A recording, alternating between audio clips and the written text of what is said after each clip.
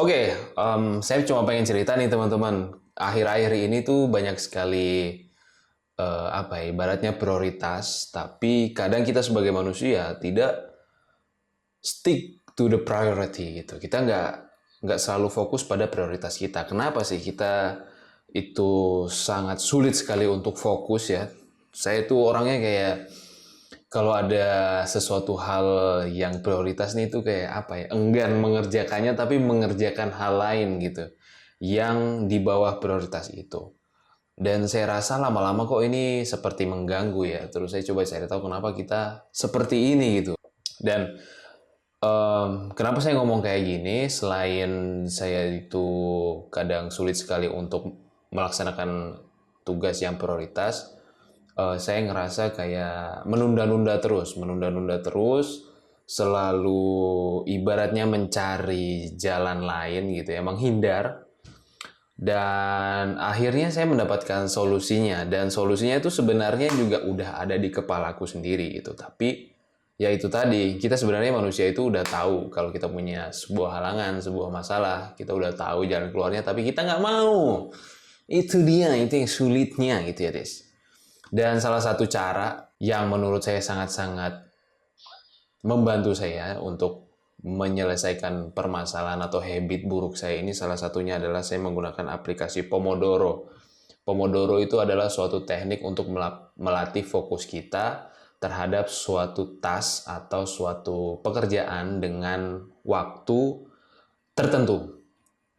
Salah satu contohnya ini, teknik Pomodoro adalah ketika kita ingin mengerjakan sesuatu, kita batasin dulu tuh waktunya, kurang lebih mungkin 20 menit. Nah, setelah kita fokus selama 20 menit itu, kita break. Nah, break itu 5 menit. Semakin lama kita fokus, semakin lama juga kita breaknya. Contoh kalau 20 menit kita break 5 menit, kalau 40 menit kita bisa break 10 menit. Kalau kita kerja 1 jam, kita bisa break 15 menit. Dan begitu seterusnya. Dan alhamdulillah itu membantu saya untuk fokus. Dan salah satu aplikasi yang sangat oke menurut saya, ini saya nggak di-endorse sama aplikasi ini, tapi saya rasa teman-teman yang punya kesulitan kayak saya juga perlu mencobain ini, namanya Forest. Nih teman-teman, yang di tengah ini Forest. Nah, ketika dibuka, dia kayak gini. Jadi ini adalah timer untuk fokusnya, kemudian ini adalah animasi ketika kita berhasil untuk mencapai 30 menit bekerja. Nah, itu dia bakal numbuhin sebuah bunga gitu, dan bunga ini ada banyak banget macamnya. Kelihatan nggak sih? Banyak banget macamnya. Nah, itu bakal membuat kita makin semangat gitu ya. Dan biasanya saya membatasi untuk 30 menit aja deh, 30 menit, kemudian 5 menit break. Dan kemudian ketika kita mengerjakan sesuatu itu, kita kayak ada interupsi pikiran-pikiran lain. Contoh saja hari ini saya coba untuk mempelajari sebuah modul, tetapi ada pikiran untuk isi bensin lah besok, kemudian ada pikiran untuk subscription sosial media, kemudian ada macam-macam dah untuk tas-tas to-do list untuk esok hari tuh kadang tuh nyerempet masuk. Nah, selain saya pakai aplikasi ini, saya juga nyediain buku catatan kecil, teman-teman. Nah, buku catatan kecil ini tujuannya apa? Tujuannya itu untuk menghilangkan interupsi-interupsi pikiran kecil gitu ya, kayak besok Senin nih. Nah, sini kalau teman-teman bisa baca, kelihatan ya.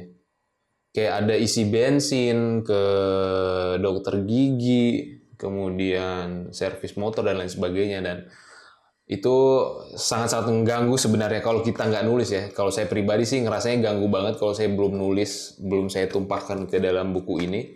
Dan ya, dua cara itu sangat-sangat efektif.